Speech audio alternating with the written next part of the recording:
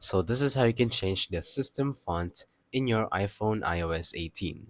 Go on ahead and open up settings and then go down until you can find general.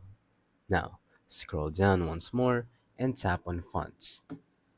You can either choose my fonts or system fonts, but let's tap on system fonts just in case. So here we have a list of fonts that you may already have. If you don't have them, you can go on ahead and tap on download to download these fonts, and it's going to immediately start and download into your iPhone.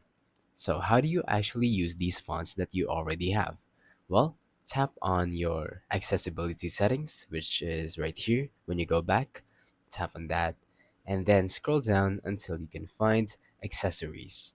So tap on keyboards and typing, and then tap on hover typing. Turn this on, and then here you can change the font. So now choose whatever font that you want to. I'm gonna choose Noteworthy, and now we can test it out.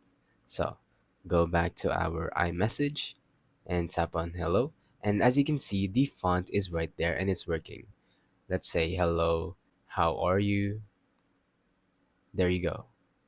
You could even test out every single letter and see if it actually works for your fonts.